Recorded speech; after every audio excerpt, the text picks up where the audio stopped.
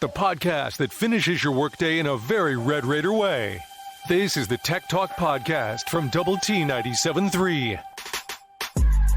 Hi, how are you? Happy Monday. Happy Portal Day. Great video game series there by Valve, I think, about a decade ago. Portal and Portal 2. Not... I like Portal 2 a little bit more. Yeah, I think Portal 2 was better. It was a very simple concept. You have this gun. You shoot once, it opens like a portal. You shoot a second time, it opens the other end of the portal, and you just kind of solve puzzles that way. Great game. I think they're adapting that for VR, too, like the Meta headset, which should be really, really fun. But anyways, it's Tech Talk on Double T 97.3 and Double T 97.3.com alongside Dr. Mike Gustafson and Clint Scott. I'm Aaron Dickens. We are your guides for the next 3 hours on this journey. We'd love to hear from you on the Yates Flooring Center chat line at Double T 97.3.com. We'll have Red Raider basketball with Mark Adams tonight coming up at 6 on Double T 97.3, and then at 6 o'clock on 100.7 The Score, we'll have the High School Fan Zone hosted by our very own Clint Scott. What's on deck for tonight, Clint? We are doing boys basketball for all three tonight. Nice. It's that time of year. Yeah. Gus, this is probably going to be the busiest Monday that you and I have. And busy in that, listen, time passes at the same speed, today, tomorrow, next week, 3 years from now. The light goes on at 3:02 or whatever it is. It goes off at 5:55. So it's not like we're having to do more, but in terms of topics that are available for us to discuss that are pertinent, interesting, controversial, whatever, this might be the most toys that we have in our bucket until maybe the Monday after Selection Sunday. To rattle off a small list. It's a stacked deck. Texas Tech will take on Ole Miss in the Texas Bowl. All right, item 1. Item 2, Texas Tech slighted perhaps by the Cheez-It Bowl. Item 3, Donovan Smith enters the NCAA transfer portal. Item 4, Joey McGuire names Tyler Shuck starter for the bowl game. Not a huge surprise, but still. You have portal mania across the country. Spencer Sanders is in the portal. You have Pitt losing a quarterback to the portal, gaining a quarterback from the portal on the same day. Just all kinds of activity in the portal, and I'm sure that I've missed some in the 20 minutes or so that it's taken for me to get from my house to here. You had the net rankings in basketball. You had the Double T scoreboard going down late last week, which you and I have not had a chance to discuss yet. Yeah. Right? You have Kansas State winning the Big 12 championship game, another thriller, second year in a row. You have TCU, though, still going to the playoff. The playoff field is set. You have the rest of the Big 12 bowl picture. You have Missouri ducking Kansas in the Liberty Bowl. I'm sure Clint has thoughts. He should be fired up. Right? You have Justin Verlander going to the Mets. I mean, it's... Trey Turner to the Phillies. And you have Cincinnati. And DeGrom going to the Rangers. That's probably should have mentioned that before Verlander. Right. Sorry. And then you have Cincinnati hiring away Louisville's head football coach just a few weeks before they play each other in a bowl game. I mean that right there is bizarre. And they're on the same sidelines in the Fenway Bowl too. I know. Have you seen the picture of that? Right. Think about that. It's so That's funny. right. I was thinking about that when I first heard Tech Ole Miss. Of course, we were sort of leading up to that. I mean, I think later in the week it started looking more. It felt like Ole Miss was entering into that Texas Bowl picture, whereas a week or so ago we were thinking kind of more Arkansas, Florida, whatever.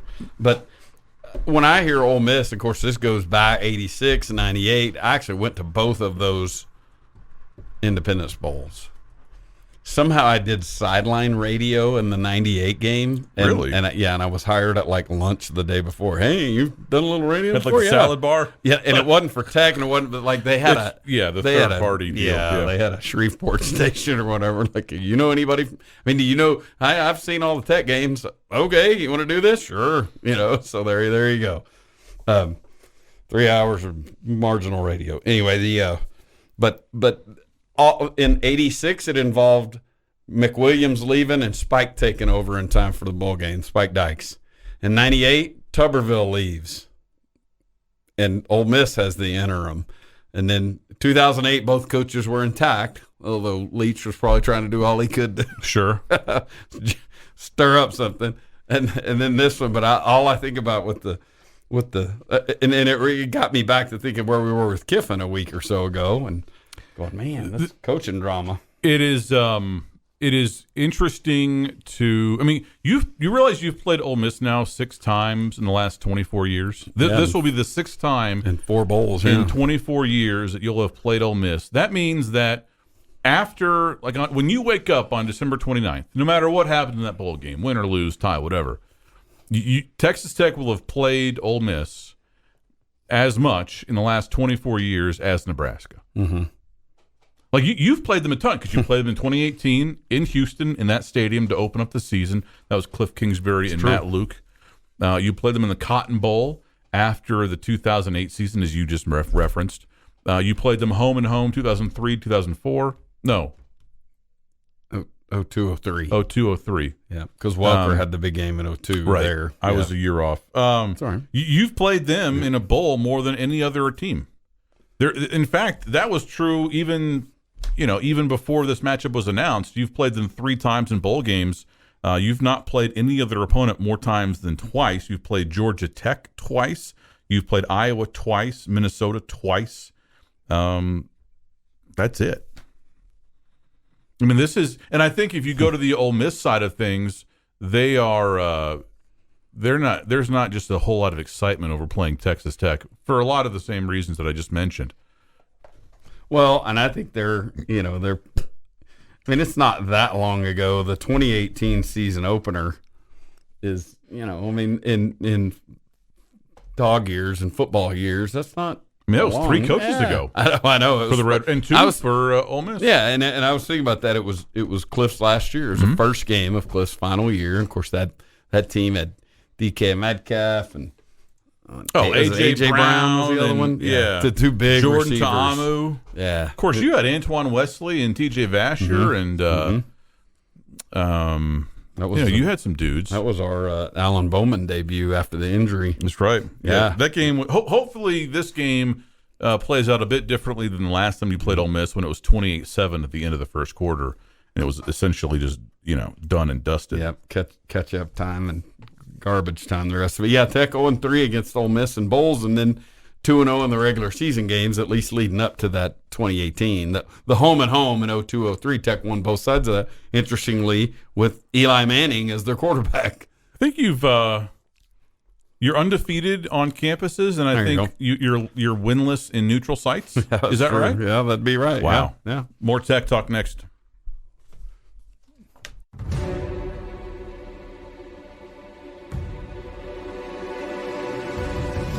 Podcast put together with Red Raider fans in mind.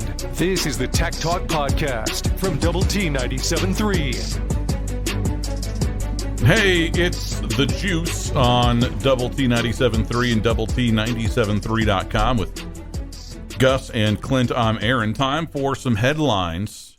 We'll stick with college football here. Louisville coach Scott Satterfield has been hired to become the next head football coach at the University of Cincinnati. Satterfield reportedly will receive a 6-year deal. He went 25-24 at Louisville, had a losing record in conference play, and was still on his original contract at Louisville. So this kind of reeks of, hey, I'm going to reset my clock and get a new deal, but who knows? When I saw this, I immediately thought, this is Tommy Tuberville, who also went to Cincinnati, just resetting his clock and not getting fired somewhere. Some quarterback news in the transfer portal. Of course, Texas Tech quarterback Donovan Smith widely reported to be entering the transfer portal, although I've not seen reporting yet that he is actually in it, although I could have missed something in the time that it took for me to get to my house to the studio. Now, Oklahoma State quarterback Spencer Sanders intends to enter his name into the transfer portal. Multi-year starter for the Cowboys has 1 year of eligibility remaining. And then Clemson Tigers quarterback DJ Uiagalelei officially entered the transfer portal Monday after a topsy-turvy season in which he was ultimately benched in the ACC title game. You too can join the program. We'd love to hear from you today on the Yates Flooring Center chat line at doublet973.com. Of course, the juice is brought to you by our good friends at Specs Wine, Spirits, and Finer Foods. You want to talk K-State here? Sure. Wildcats. Fun game. Clint, I want your thoughts here, too, as a noted K-State expert and fan. Really, really great game. I'm not surprised that they won. I think that we all knew that they were a tough out, and they were up on TCU in their regular season matchup. But you realize that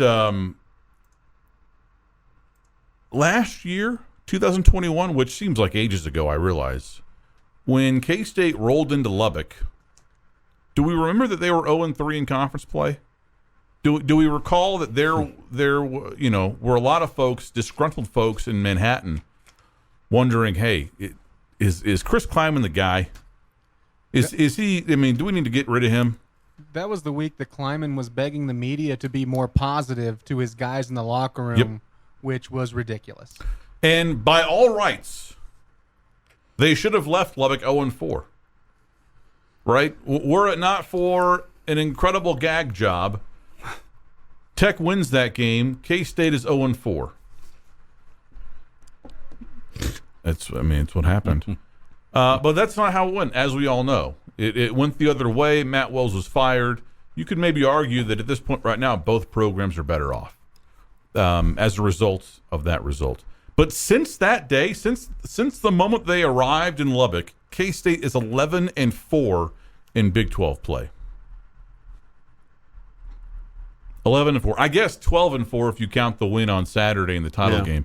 The two losses, or the four losses, they had two losses to Texas, probably the worst losses of the four, easily. They lost last year to 11th ranked Baylor, and they lost this year in the regular season to 8th ranked TCU.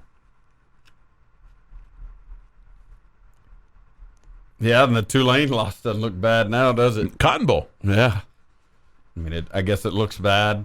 It'd be a fun game to watch again if it was played at this point in the season, although there's nothing wrong with them having played week 3, and that was in Manhattan. That's and they're the talk of the town right now, too. I mean, just in terms of how competitive they were, the nature of that game. It's the second year in a row that Big 12 championship game has come down to 6 inches or a foot, if you will. And, credit to those dudes for, the contested spot when Duggan reaches the ball in and they're calling him down and they actually end up moving it a little bit closer to the goal line. You're going, it's a big deal. It's 3rd and inches. You're going to score here on the next play. And they stuff them 2 times in a row. And Duggan had been, I won't say dinged up, but he'd just been beat to death. I mean, they were talking about all the cuts and stuff he had on his body and everything else, and he'd gotten the crap knocked out of him. But he also, on that one drive, rushed for 86 yards or something, like every yard of the thing, yeah. And and he may have willed himself to the Heisman. I mean, if he wins the Heisman, there's your signature moment in the way that RG3 beating OU in prime time changed the game. And that's a if. I didn't really even check to see what Vegas would say who the leader in the clubhouse is. But I think on that morning, Saturday morning, it was USC quarterback 1 and Duggan 2, and we know how that went. Friday morning it was Caleb Williams 1, 2, 3, and 4. Is that right? Well, because he was a very, very heavy favorite, and then the fact that USC loses to Utah in the Pac-12 championship game, and not just loses, kind of gets their butts kicked. And then Duggan's like heroic in that role. Yeah. Like Duggan's heroic in terms of just what I said, taking off and running and like willing himself to it. But anyway, at 3rd and 6 inches, 4th and 6 inches, they're getting stuffed twice, but evidently it had a lot. Sonny talked about it having a lot to do with Duggan's condition at that point. Like he they didn't need to turn him loose for more hits. And I think I'm not nearly as bearish on TCU's chances against Michigan as maybe some folks are, including some folks in the chat line. But their inability to get 6 inches there when they needed it, I think is a flaw. I do too, and I think of in sort of, and I'm with you. I'm not bearish on it. If I'm bearish, I'll say the sort of the reality I point to is the last couple of games, TCU hasn't been great at stopping the run. I would say last 2 games, but the Baylor, I'm skipping Iowa State. Sorry, not sure there was much learned there from that Iowa State game, but in Baylor they gave up some rushing yards, and then this weekend, Deuce Vaughn was big time the other day. That's their bread and butter. That's what Michigan does, man.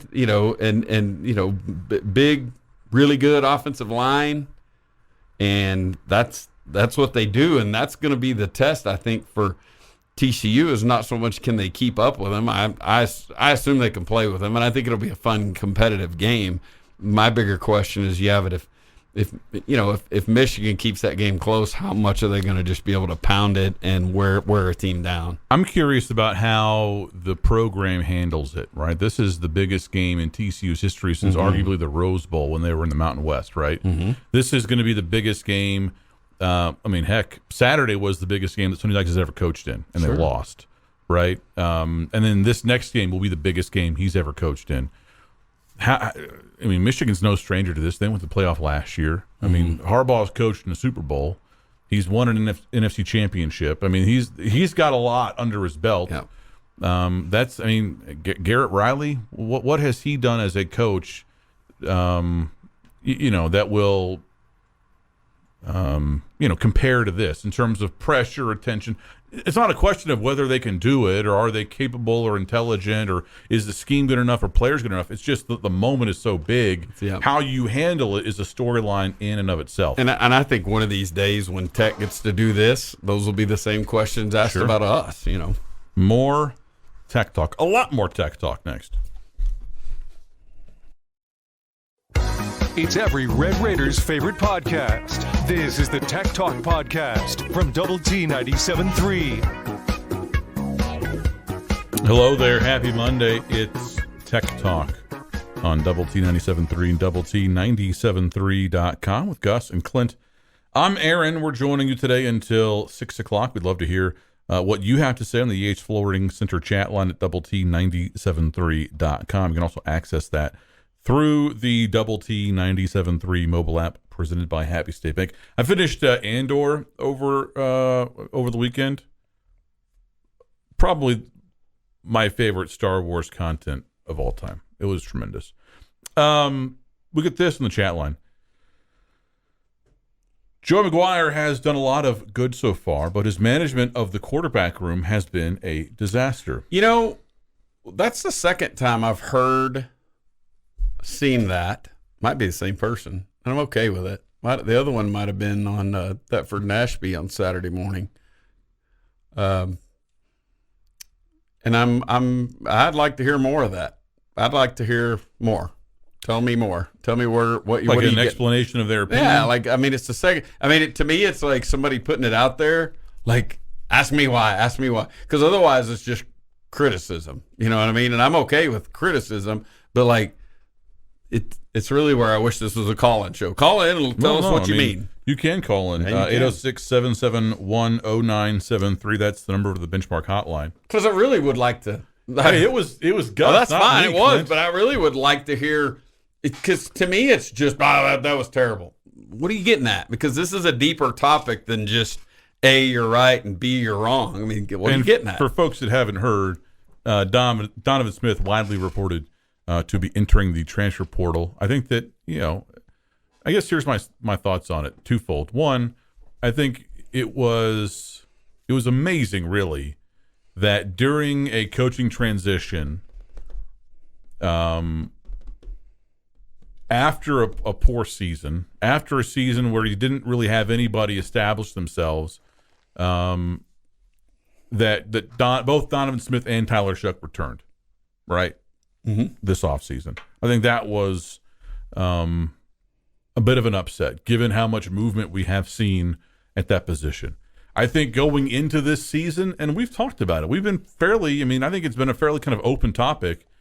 I think most folks expected, hey, probably going to lose one at least, right? Again, just because of how that position works, we're seeing it all around. Heck, the starting quarterback at Notre Dame, the starting quarterback at NC State, starting quarterback at Boston College, starting quarterback at Pitt, Oklahoma State, all entering the portal. And a guy that played a bunch at Texas. Hudson Card. Right. Yeah.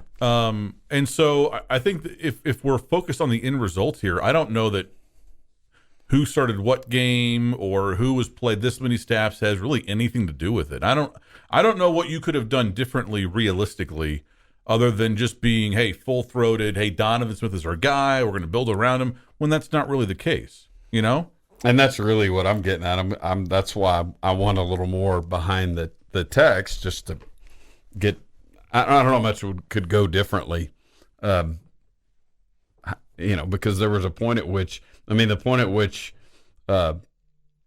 Morton started in Stillwater, we were told that Donovan was hurt, like banged up, because he kind of took a beating in Manhattan the week before and just they were hoping he would get going healthy and like start feeling better by the end of the week, and he was still dinged up late in their game prep in Stillwater. So I don't know. I'd be curious about it. The other little transfer portal nugget, I think backup quarterbacks at Arkansas are a guy that threw 40 passes this year, but also the backup quarterback at Ole Miss at the portal today. Mm-hmm. Now, again, not a problem if everything goes to script, but if for something happens that we ding their guy up, they're suddenly dropping way down off of the, for sure, off of the, having a tried and tested. They may have a talented guy down there, but they're going to be dealing with somebody that hadn't played much, and I think there's a bunch of that because there's a lot of.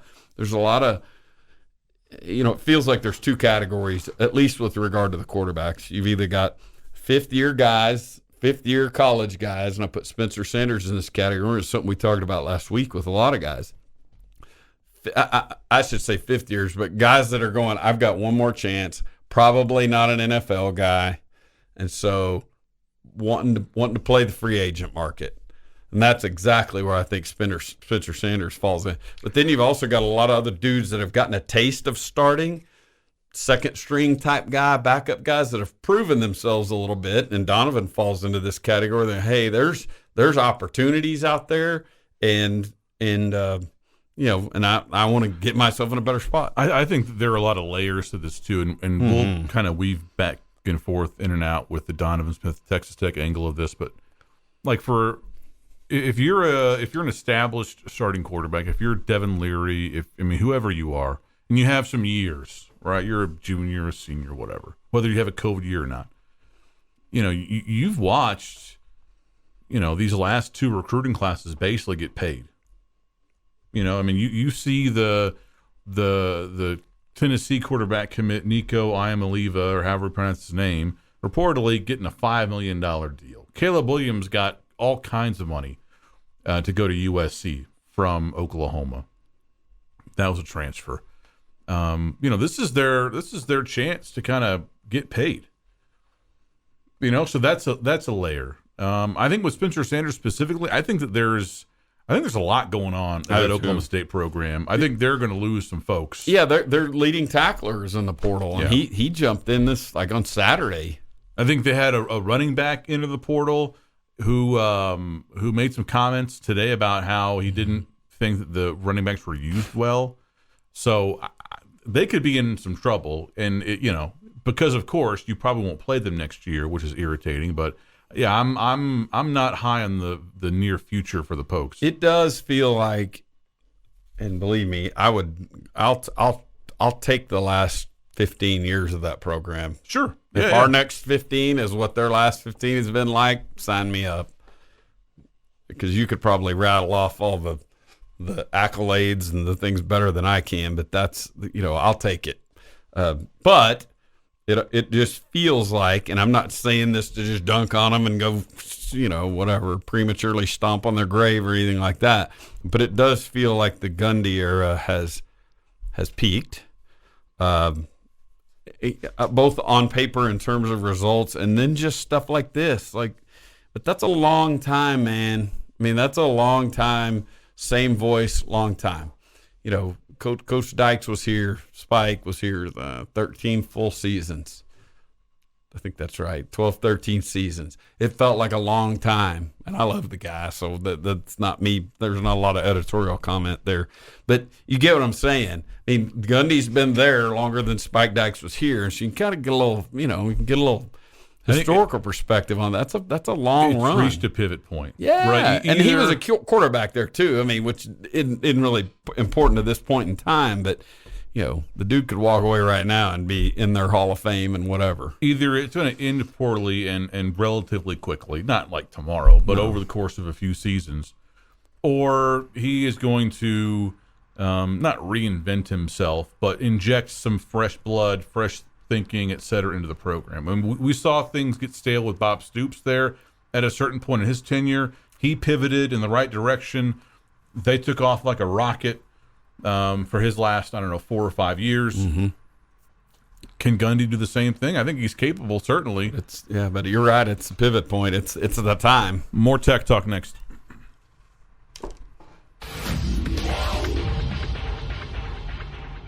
The podcast that finishes your workday in a very Red Raider way. This is the Tech Talk Podcast from Double T 97.3. Have y'all seen? Have y'all heard the sound of one hand clapping? Have y'all seen this before? Have you seen this, Clint? I don't remember if I've... Yes, I have seen this. Gus, have you ever heard the sound of one hand clapping? I have not, no. Here you go. Oh, nice. Nice. Yeah, there you go. I will accept your millions of dollars now if anybody wants to pay me for that. We get this on the Yates Flooring Center chat line. That's some only child crap, and I'm the only child here, so I'm bothered by you moving in on my turf.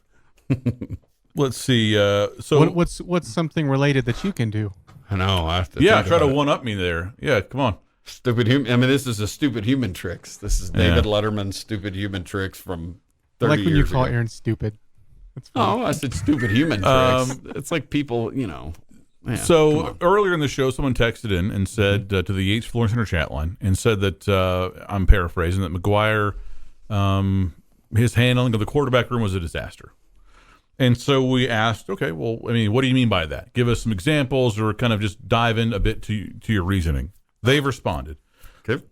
This person says, go back to early in the season. It seemed that he, McGuire, tried to make everyone happy, public and media included. It worked to keep them here, but really created doubt about what he said throughout the season. I think what Shuck said alludes to it as well. Not sure that he was in a situation where he could win. He, I assume, being McGuire. Mm-hmm. But I think being honest throughout would have helped now and going forward. Makes me wonder if future recruits, quarterbacks and otherwise, will doubt his sincerity. So, and I'm checking. They don't have any more. Yeah, okay. One,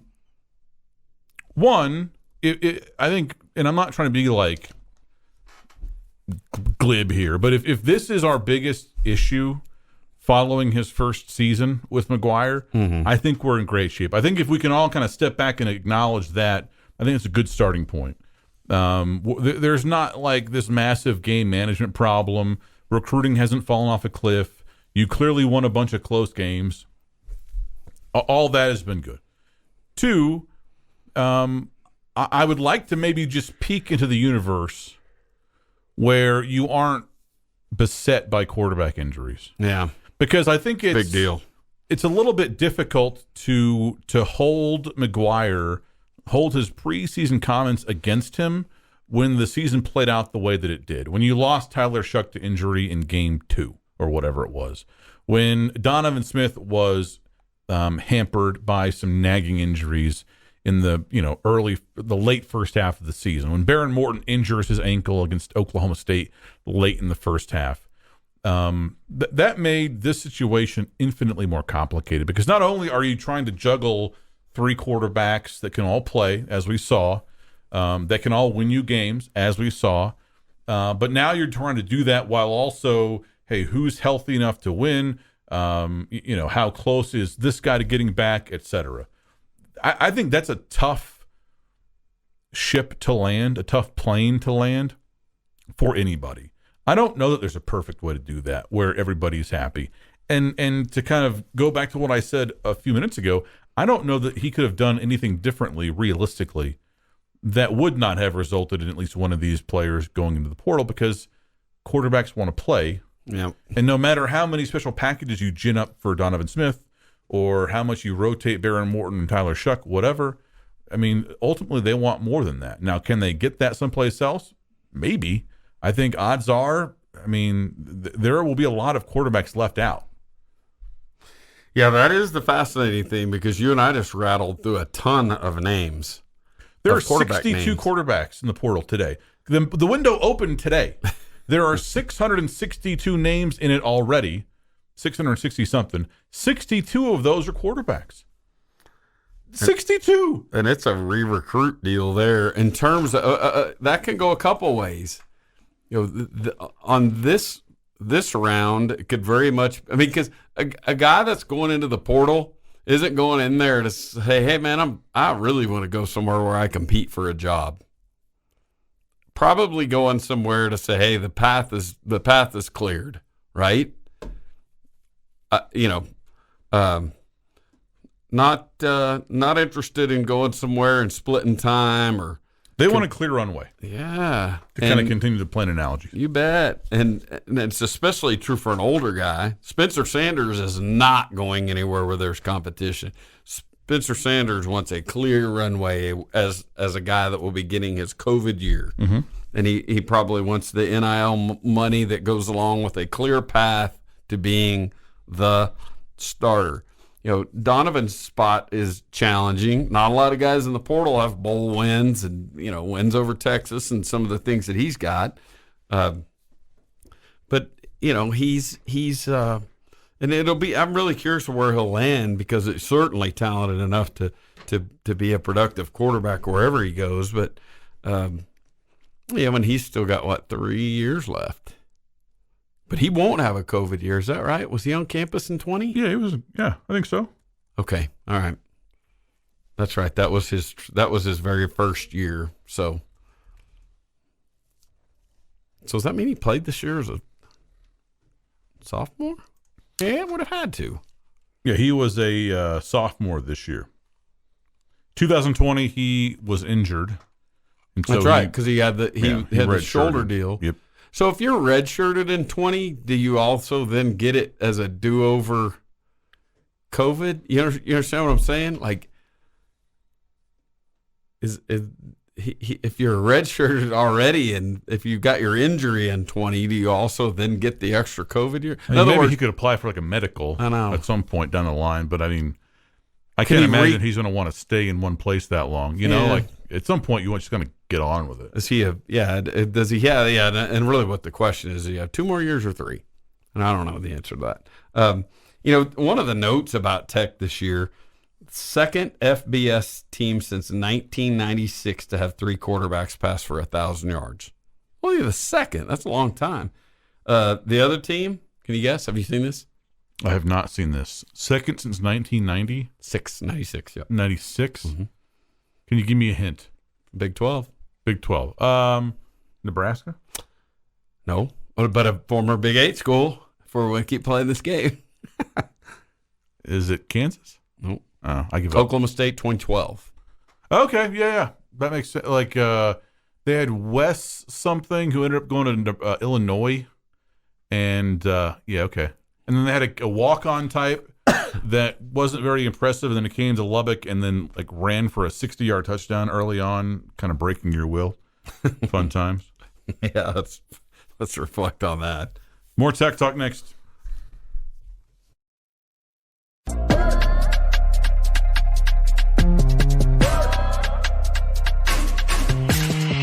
The podcast put together with Red Raider fans in mind. This is the Tech Talk Podcast from Double T 97.3.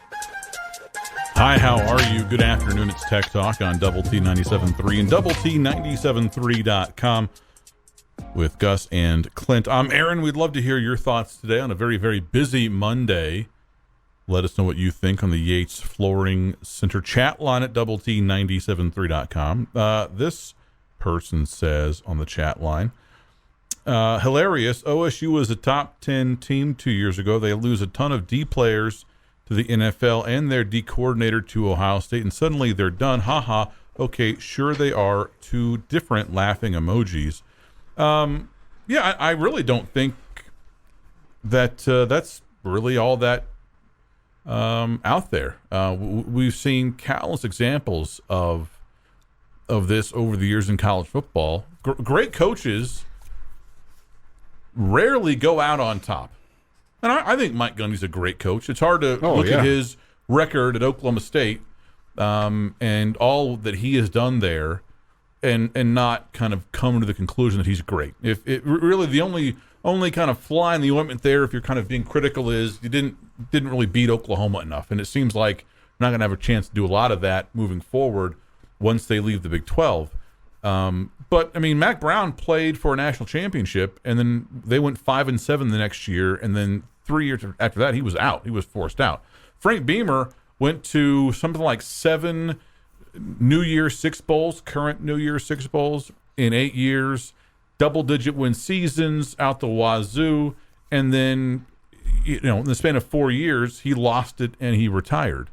If and when Mike Gundy leaves Oklahoma State, odds are it will look a lot more like that than it will look like him kind of riding off into the sunset, cradling a Big 12 championship or something.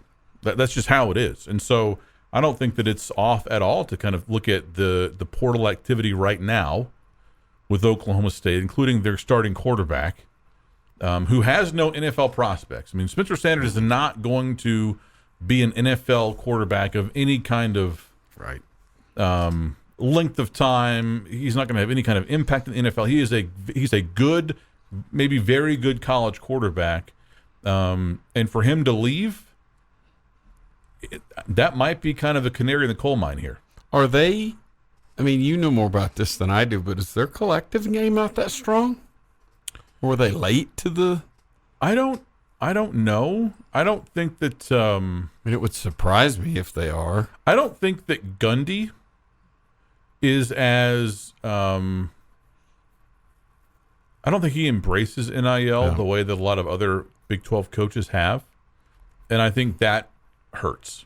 Well, yeah, it's a big deal. Because while technically they're not supposed to have anything to do with each other, right? Arm's length, kind of like a super PAC in politics. In reality, in the world that we live in, there's some coordination there. And when one side doesn't want to play ball, it hurts. Especially at this point in time where, and you said this last week, these are guys that entered college football at a time that the NIL wasn't a reality. And so their shot at portal, NIL, any of that kind of stuff is now while their clock is running out, as opposed to these younger guys that get in the game now that have time on their hands. Yeah, we're in this kind of very interesting period where the NIL doors opened like July 1st, 2021, and it was the wild, wild west. And so a ton of money went, and it continues to go, toward player acquisition, whether it's through traditional recruiting. Hey, Nico Imaliva, here's $5 million. Or Jalen Rashada, here's, 7 figures, whatever. Or transfer portal. Hey, Caleb Williams, here's a ton of money. Jordan Addison, here's a ton of money. But I think that what programs are quickly realizing, that money is mostly going to be better spent retaining your own players, right? Because otherwise you'll have a bunch of players that you trained, developed, coached, won games with, it's kind of like, this isn't as much of a thing anymore, but I don't know, a decade ago, 20 years ago, when you'd buy a new cell phone, great deal at AT&T if you're not an AT&T subscriber, right? Or a great deal at T-Mobile or Sprint or whatever. But if you're already a subscriber, yeah, tough. That's $1,000 for your phone. it's kind of the same deal here. If you're a Spencer Sanders, you kind of miss the gravy train. Yeah, and I just this gets into the sort of opinion part of it, but that whole Bedlam scene did not look good in the second half. Now, we could chalk all that up to injury, but there was some disengagement there. There was no hustle off the field and go talk to the coach or get on the phone with the OC or whatever, and there was no helmet throwing. It was just flat line, just off the field, stand there, wait for Dr. the punt. Body Language. Yeah. And again, that who knows what that means? And that, like I said, that's the part that two people can watch that and interpret things differently. But this is when they were trying to make a push at the end of the game, and it just did not. I get it. That was a painful loss because it's Bedlam and that's a big deal, but it just did not look like a dude that was engaged. And again, like I said, one way or the other, he's not coming off going Graham Harrell double rods or throwing helmets, nor is he running over to the phone to call up to the OC to talk to him about that play you keep calling against cover 3 and working. It was just flatline. This on the Yates Flooring Center chat line. Am I right into thinking that Oklahoma State is in major trouble? They don't have the fan base to have big NIL pot, and their coach is anti-NIL. I mean, I think their fan base is fine. I don't think there's anything wrong with that.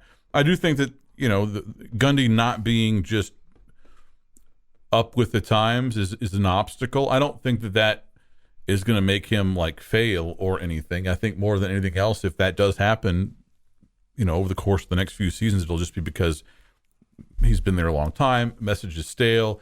He, and rightfully so. I think there's some arrogance that comes with being a great head coach. Right, and if you've lasted at one place for 15 plus years, there's some institutional arrogance. There's a sense of, hey, I kind of, I've been here a long time. You kind of need to do what I say, and so there is no pressure to perform as much. There's no concern that, hey, if I don't win, I might lose my job. You wonder how pissed off for greatness he is, compared to maybe a hungrier, younger coach. It's just fighting for that second contract. So that would be my concern with Gundy, not as much the NIL stuff. You've been listening to the Tech Talk Podcast from Double T 97.3. Check out Double T973.com for more from Lubbock Sports Station.